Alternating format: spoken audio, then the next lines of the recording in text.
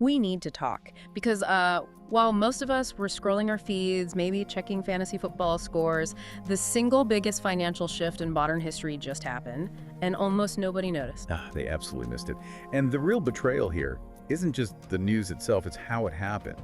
This wasn't some big primetime announcement. This was the sound of $7 trillion being quietly moved, redirected, all buried in the fine print of the 2026 federal spending plan. It was a legislative stealth bomb. $7 trillion. I want that number to land. Not million, not billion, trillion. This isn't just another budget story. The research shows this move under the current administration sets off one of two really extreme outcomes. That's the critical point. There's no middle ground here. This creates either the biggest explosion of wealth we've seen since, what, the dot-com boom in the 90s, or it financially strands millions of people who just aren't prepared for it. A soft landing is impossible when you move capital on this scale. And we know exactly where that money is going. The plan lays it out. It identifies 5 very specific high-stakes industries that just got handed what some analysts are calling unlimited fuel. We're talking artificial intelligence, we're talking rare earth metals, a huge resurgence in American manufacturing, a massive expansion of defense and border security, and the one thing that powers it all, energy. And if you just zoom out for a second, you see what it really is. It's a technological Cold War. It's formalized, it's backed by policy, and yeah, your tax dollars are funding the whole thing. The government is literally picking the winners for the next 20 years. This isn't a budget, it's a blueprint, it's a roadmap, and it has already kicked off a full-blown AI gold rush. The smart money isn't waiting around for the headlines, they're already moving. Stay with us as we expose the full truth right here on The Deep Dive. If you want the news they don't want you to hear, hit that subscribe button right now. So the foundational shift, the thing you really have to grasp, is this. The US government has effectively replaced Wall Street. It's replaced Silicon Valley. Washington is now the primary engine driving the American economy, period. That's a staggering thing to say. I mean, for decades, the whole idea was that the private sector did that. You know, the venture capitalists, the startup guys. They decided what was next. Now you're saying it's DC cutting the checks and setting the agenda. That changes everything. It changes who holds the power, completely. And that's why we have to keep coming back to the number, $7 trillion. That isn't a theoretical figure, it's transformative. That kind of capital does 3 things at once. It reshapes entire industries overnight, it shifts global alliances, and, most importantly for you listening, it will create a brand new class of millionaires. And at the same time, it's guaranteed to leave a whole lot of people behind. Wealth doesn't just vanish in a shift like this, it moves. Violently. Okay, but how is this justified? Is it just a presidential priority? Or is there a formal strategy behind this? Oh, it's entirely formal. The sources point to a specific declaration from the administration. It's called Winning the Race America's AI Action Plan. And that wasn't just a speech. It's a funded legal mandate, a declaration that the U.S. will dominate the AI era, and it will spend whatever it takes to make that happen. Debt levels don't even seem to be part of the conversation. Wait, hold on. I have to jump in here. You're saying the government is moving fast with $7 trillion. I mean, how is that possible? This is the federal bureaucracy we're talking about. They take 10 years to build a bridge. How is this any different? That's the crucial question, and the difference is the mechanism. It's a mandate, not a suggestion. See, VC money is fast, but it doesn't have scale. Government money is slow until it isn't. Once the laws are in place, the scale is, well, essentially unlimited. And this plan funds the foundations directly. It just sidesteps that whole VC cycle. So it's not about funding the next TikTok. It's more like funding the digital version of 19th century nation building. Precisely. That is the perfect analogy. And the sources are very clear on this. The money isn't for cool apps. It's for hard infrastructure. The new railroads, their fiber optic cables, the new oil fields are these huge clusters of GPUs, the processing units. And the new gold that everyone's scrambling for is just raw processing power. Compute, this is physical stuff. Digital infrastructure, sure, but physical. And it's backed by law. So it's like the 1800s, when the government decided to build the Transcontinental Railroad. History shows that when Washington decides it's going to win something, and they put federal money behind it, they usually do. Their resources are just bottomless. And that commitment creates a demand explosion that private money could never sustain. I mean, think about it. Every time you ask ChatGPT a question, every time a business automates a task, every terabyte of data that an AI ingests, It just explodes the need for three things. You need more chips, you need bigger data centers to hold them, and you need a truly insane amount of power to run and cool it all. And that demand never stops. It's not a factory that closes on weekends. It's 24/7. It's astronomical. So the smart money right now, they're not looking for the next startup on Sand Hill Road. They're looking for, I don't know, the next Intel factory site or the company that builds the cooling systems for these things. Exactly. They are positioning themselves right where that $7 trillion river begins to flow, because that flow is guaranteed by the federal government for at least the next decade. It basically turns a high-risk Silicon Valley bet into a low-risk American infrastructure project. The smart money always moves upstream. Which gets us to the really uncomfortable truth here. Money doesn't disappear, it just moves. So if this river of cash is flowing, where are the on-ramps for a regular person who's paying attention? Where's the map? The map is the spending plan itself. It's not just a budget, it's a roadmap. It details exactly who is getting this federal capital. And it breaks down into what we're calling the 5 explosive sectors. These are the on-ramps for wealth, because it's where government-mandated demand meets the need for real physical stuff. Okay, so let's start with the heart of it. The engine that makes it all run. That would be AI and compute infrastructure. This is the foundation. Data centers, GPUs, the chip fabrication plants, all the cloud power needed to run this new economy. When we say $7 trillion to win the AI race, most of that money is going right here into building the physical brain of the system. We're talking massive new chip fabs. We're talking about becoming totally self-sufficient in chip production. The scale is just, it's mind-boggling. But those chips, they're not made of air. They need very specific, very physical materials, which leads right to the second sector, doesn't it? Rare earths and critical minerals. Absolutely essential. The sources name them specifically, things like neodymium and dysprosium. These aren't just words on a periodic table. You can't build advanced AI or new fighter jets or high-output EV batteries without them. And for decades, the U.S. was almost entirely dependent on China for these, which gave Beijing, well, it gave them huge leverage over our entire tech future. And so the government's response with this mandate is to become self-sufficient. Fast. It means fast-tracking domestic mines. It means building refineries here in the U.S., which is messy and difficult, but strategically necessary. And it means locking down supply chains with allies like Australia and Canada. It's a deliberate, strategic de-risking of the whole system. And that desire for domestic control, it flows right into the third sector, this idea of bringing American manufacturing back home. That's right, U.S. manufacturing reshoring. You combine the new tariffs with these strategic commitments. The source mentions Japan is committing billions to build factories on U.S. soil. You're forcing production to come home. And this isn't small-scale stuff. We're talking huge, automated mega factories. Industrial parks that have been empty for decades are suddenly prime real estate. Okay, so that's the economic engine. But then you've got the two sectors that sort of protect it all. The fourth big one, defense, border security, and what they call the deportation industry. Yeah, and look, regardless of anyone's personal politics on border policy, the fact is that this sector is seeing a massive, mandated flood of federal money. The plan includes the largest defense budget in U.S. history, but it's also paired with huge long-term funding for border infrastructure, new detention facilities, and expanded logistics for ICE and Border Patrol. It's the infrastructure of security, which they see as essential to protect the tech and manufacturing assets we're building.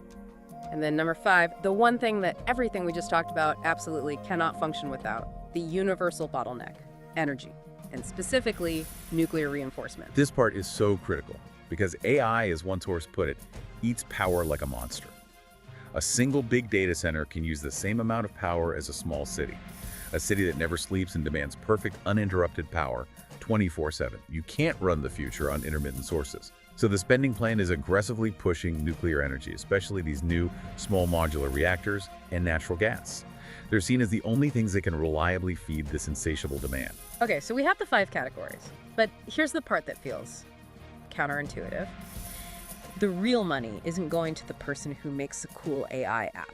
It's going to the people who enable the whole system, the whole selling shovels in a gold rush thing. It's the ultimate shovel seller logic, but for the 21st century. During the gold rush, the richest people weren't the ones digging for gold. They were the ones selling the picks, the shovels, the Levi's jeans. In the AI gold rush, the shovel sellers are the ones who power it, who build it, who cool it, who transport it, and who secure it. Their risk is lower, and their margins are higher than the software guys. So who are they? In concrete terms, who are these modern shovel sellers? You have to look at the specialized supply chain. So obviously the chip fabs themselves, but also the obscure companies that supply the specialized gases and materials for those fabs. You're talking about the companies that have mastered liquid cooling for these new high-density chips. You're talking about the uranium miners who are digging up the fuel for the new nuclear plants, the huge contractors expanding the grid, the people installing fiber optic cables, the companies building the substations. It's all the boring foundational physical stuff. Okay, and this is where it gets tactical for people listening. The research actually mentioned specific market sectors like financial indexes that are proxies for these shovel sellers. Yes, absolutely. So when we talk about positioning yourself where the capital is flowing, you can look at these indexes. First, there's SOCKS, which represents the semiconductor sector, your NVIDIAs, your Intels, the brains. Second, NLR, that's the index for nuclear and uranium, the fuel. Got it. Brains and fuel. What about getting the power from the plant to the data center? That would be XLU. The utilities and power provider sector, they own the transmission lines. Their demand is now basically guaranteed by AI. Then you have DTCR, which is all about data center infrastructure, the companies that build and own the physical server farms. And finally, PAVE, the Infrastructure Build-Out Index. That covers all the physical construction, the roads, the factories, the power lines themselves. So this isn't just generic investment advice. This is literally a map of where the government is directing capital to physically rebuild the country. It's not just about revenue for these companies. It's about creating dynastic wealth because the demand is guaranteed by law. That is the absolute key takeaway. The money flows upstream to the foundation. The people who will see generational wealth from this aren't selling an app. They're the ones standing where the guaranteed capital begins to flow. Infrastructure, utilities, materials. AI will make some creators rich, sure. But this kind of federal infrastructure spending, that's what creates dynasties. All right, so we've laid out this staggering opportunity, the $7 trillion roadmap, the shovel sellers. But anytime you force an expansion this fast, you create huge problems, huge threats. We have to talk about the crisis this is creating. And the most urgent physical crisis is the power grid itself. It's already cracking under the strain. The cracking power grid. Yeah, the sources have this terrifying comparison. Every one of these new data centers uses as much electricity as tens of thousands of homes. They're basically small cities that consume power 24/7 and never ever turn off. And here's the real acceleration problem. We're building these data centers way faster than we can possibly build out the grid to feed them. You can't just build a new power plant overnight. You can't just expand transmission lines in a week.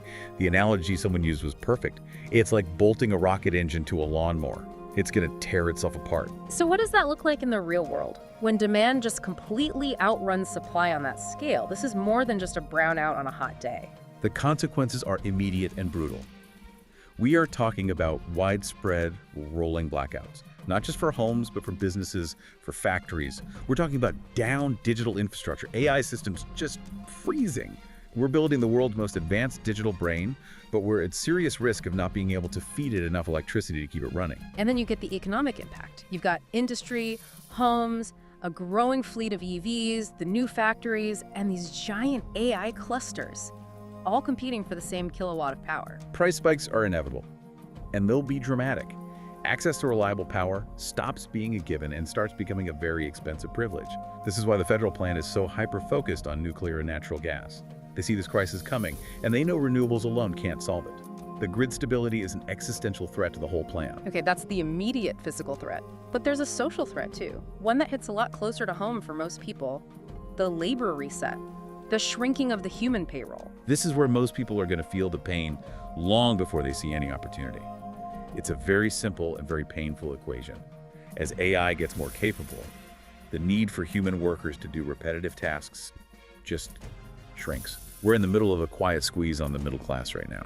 And the sources were specific about the jobs being hit today, not in 5 years. Today. It's already happening in white-collar jobs. Think about junior lawyers drafting standard contracts, and AI can do that now, faster and cheaper. Accounting firms are using it for reconciliations. Junior marketing staff are being replaced by people who are just really good at writing prompts for an AI to generate copy. Even entry-level coding, data entry, it's all being automated. And the betrayal here is the speed. I think millions of people thought this was a blue-collar problem, a factory problem, something that was years away. They did, but one source said it perfectly. The future already clocked in. Yeah. This isn't a gradual shift anymore, it's a reset, and it's hitting that administrative middle management class the hardest. Wait, hold on. This feels like it goes deeper than just efficiency. Are you saying that executives are actually choosing to invest in an AI system because it doesn't ask for a raise, or sick days, or health insurance? That's the cold hard math of it, isn't it? That is the cold, hard logic of the C-suite, yes. An AI subscription is predictable. It's scalable. It works 20/47. From a purely financial perspective, it's a very attractive alternative to rising labor costs. And the consequence is millions of people are finding their skills are suddenly devalued. They're competing against software that gets smarter every day and cheaper to run, all fueled by this $7 trillion mandate. So the jobs themselves don't all disappear, but they change.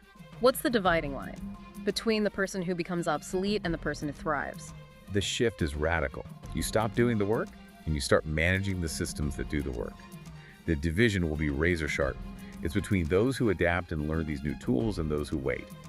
The central question for the next decade isn't if AI will take jobs, it's who will successfully make the transition to managing the systems that are replacing them. We've been focused on what's happening inside the US, but this isn't happening in a vacuum. This whole $7 trillion plan is designed to just shatter the global power dynamic.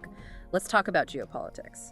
The China flip is probably the most aggressive part of this entire strategy. I mean, for 40 years, the whole global system was built on American dependency on China. China supplied the minerals, they did the assembly, they sent us cheap goods, we consumed. That was the deal. And that gave Beijing huge economic leverage, especially over our tech sector. Exactly. But this $7 trillion shift is designed to flip that script completely. The mandate is for rapid American independence. So we're fast-tracking domestic mines, we're building refineries here at home, and we're signing strategic alliances with places like Australia and Japan to create a supply chain that deliberately excludes China. And China has to see this coming. How are they reacting to this push for U.S. independence? They're scrambling. You can see the panic in their actions. They're putting sudden export quotas on critical minerals. They're trying to disrupt our supply lines. There are rumors of retaliatory chip bans. They're not just trying to compete anymore. They're trying to actively slow the U.S. down. Because if America becomes self-sufficient in chips and energy and minerals, China loses its primary leverage on the world stage. This really does sound less like a trade dispute and more like an economic war. It's rapidly escalating into one, and that could easily spill over into a tech war over intellectual property, or even a cyber war targeting our power grids and these new chip fabs. Transitions of power like this, from dependency to dominance, they're never smooth. They're always disruptive.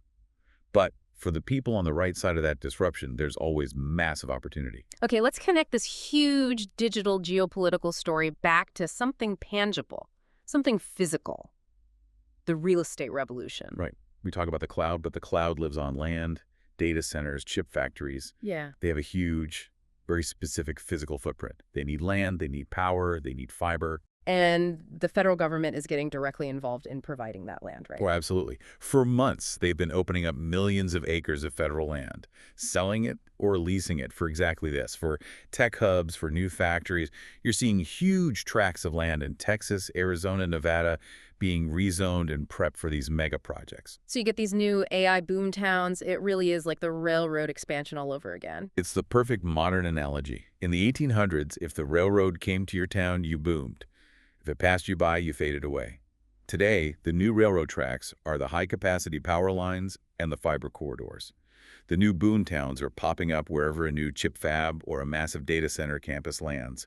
Proximity to a power substation is the new beachfront property. So the sleeper winners here aren't the software guys. It's the people who own the physical land and buildings that this whole revolution needs. Precisely.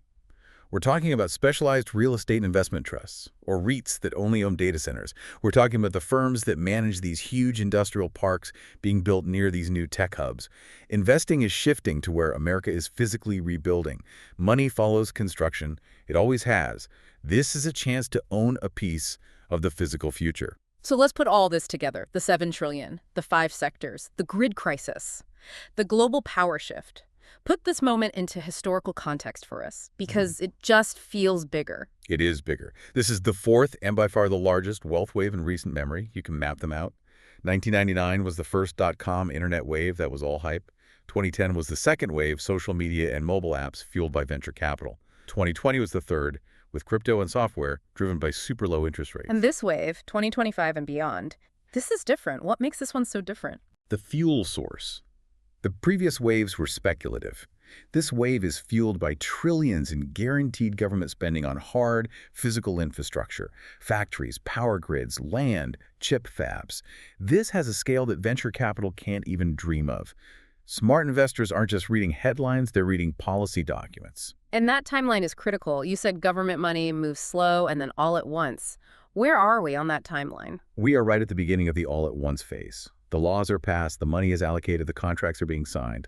The people who understand this flow of capital now, who learn the AI tools, who position themselves to own a piece of this foundational infrastructure, they are stepping into generational wealth territory. People will look back at this exact moment in a few years and say, I wish I'd seen it sooner. You're not late, you're early, but that window is closing fast. Let's bring this down from the trillion-dollar level to the human level. What does this future actually look like? Because it feels like it's creating this huge, unbridgeable divide, two Americas living side by side. It creates two totally different realities. In one America, the automated America, your world shrinks. You're competing with AI systems that work cheaper and faster than you can. You're looking at stagnant wages, sudden layoffs. Your whole career path might just disappear. And you'll blame the system, but the system isn't collapsing. It's just evolving ruthlessly away from expensive human labor. And the other America, the smaller group. The other America. They'll own the tools that are replacing everyone else. They will own stakes in the data centers, the utilities, the chip fabs, the industrial land. They won't be talking about layoffs. They'll be talking about dividend yields and asset appreciation. They'll be the new owner class. So the dividing line isn't just rich versus poor anymore. It's something deeper. The divide is now razor sharp. It's owners versus workers. It's producers versus consumers. And that fork in the road is forming right now, today, because of this massive redirection of capital. The gap between those who prepare for this transition and those who just wait, it's going to become insurmountable and very quickly. The only difference is preparation. So the call to action for everyone listening isn't about trying to predict the future. It's about understanding where the money is moving and where the shovels are being sold. It's about taking action. Absolutely. This is a complete economic reset. A new economy is being built, financed by Washington, on hard infrastructure. And just like every revolution in history, the people who move first, who understand the flow of capital, they get the biggest rewards. You have to commit, learn the new systems, build skills that complement AI, not compete with it, and position yourself to own a piece of the infrastructure. The people who get ahead in times like these aren't lucky. They're just prepared. The world just changed. Quietly, quickly, and permanently. And 10 years from now, you'll look back at this moment and you'll say one of two things. I wish I had moved sooner, or thank God I moved when I did. That's the reality we're facing, the new economic landscape. But I want to know what you think. Are you focusing on becoming an owner of this new system, or are you prioritizing adapting your skills to just manage it? Let us know your opinion in the comments below. We read every single one. I'm Alex. I'm Sophia. Thanks for listening to The Deep Dive.